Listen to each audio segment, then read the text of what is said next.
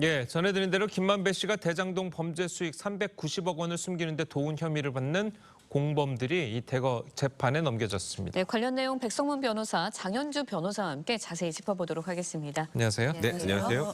자, 은닉하는데 도왔다. 자, 이게 어떤 의미입니까?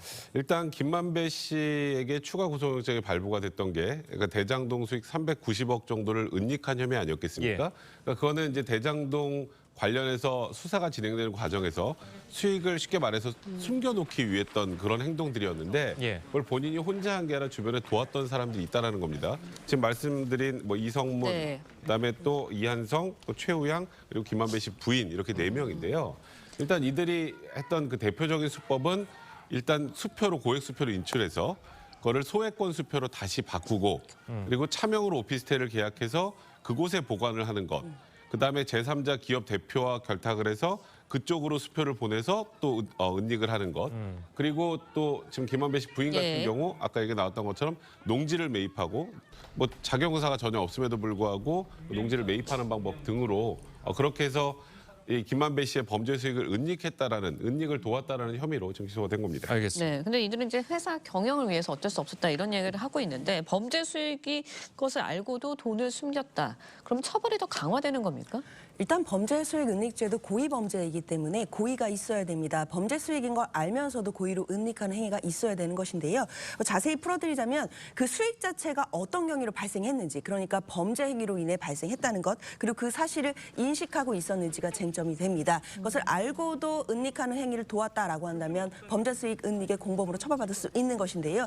지금 기소된 부분 같은 경우에는 뭐 김만배 씨 아내라든지 뭐 화천대유 이사를 역임하는 등 김만배 씨와도 굉장히 가까운 사이이고, 그리고 이 수익 자체가 대장동이라는 범죄 수익에 인해서 발생했다는 것을 충분히 인식했을 가능성이 있기 때문에 범죄 수익의 은닉의 공범죄로 지금 기소가 됐고, 물론 재판을 받아봐야겠지만 혐의가 인정될 가능성도 높아 보입니다. 예.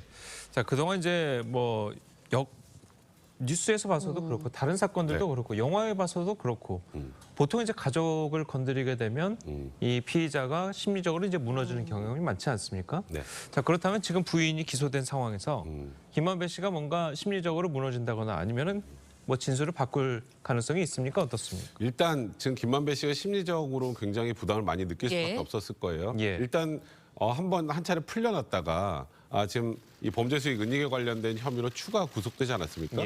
검찰 입장에서는 지금 대장동 사건의 키맨은 김만배 씨인데 김만배 씨만 지금 어찌 보면 소위 말하는 대장동 일당 중에 유일하게 본인의 진술을 그대로 유지하고 있는 상황 아니겠습니까?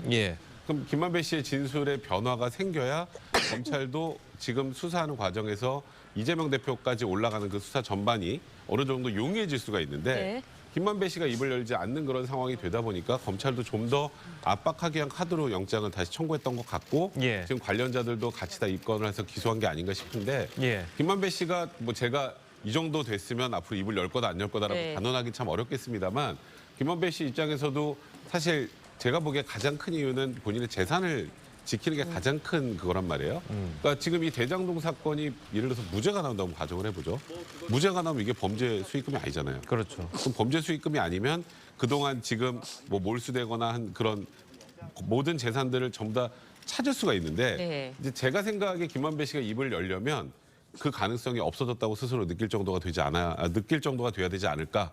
아직까지는 김만배 씨가 현재로서는 입을 바로 열기에는 좀 어려운 상황이 아닌가 싶습니다. 네, 다음 이야기도 해보도록 하겠습니다. 검찰이 이제 어제 곽상도 전 의원의 50억 클럽 의혹과 관련해서 산업은행과 호반건설을 압수수색했습니다. 어떤 부분을 정확하게 들여다보기 위해서 이런 건가요? 일단 검찰은 앞서서 당초에는요 하나은행에 대해서만 압수수색을 진행했던 바가 있었습니다. 그러나 잘 아시다시피 1심에서 곽상도 전 의원에 대해서 그 뇌물 혐의가 모두 무죄가 나왔거든요. 아들과의 독립생계를 어떻게 보면 인정했기 때문에 아들이 받은 돈을 곽상도 전 의원이 받은 뇌물로 볼 수 없다 뭐 이런 취지였는데요. 그러다 보니까 검찰은 지금 항소심을 진행하면서 추가로 수사를 보강하고 있습니다. 특히 곽상도 전 의원과 관련해서는 호반건설까지도 지금 압수수색을 하고 있는데요.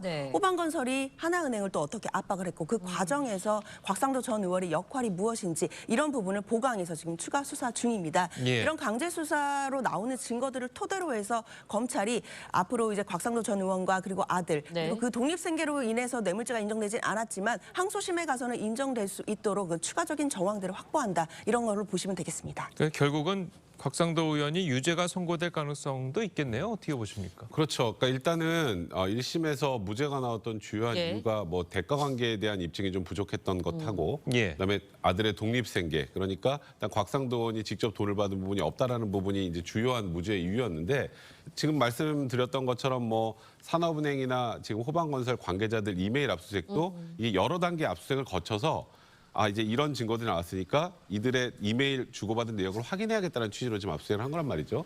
여기서 이제 어느 정도 대가 관계가 입증이 된다면 1심보다는 항소심에서 유죄 판단이 나올 가능성은 좀 더 높지 않을까 이렇게 조심스럽게 짐작할 수 있을 것 같습니다. 예, 네. 알겠습니다.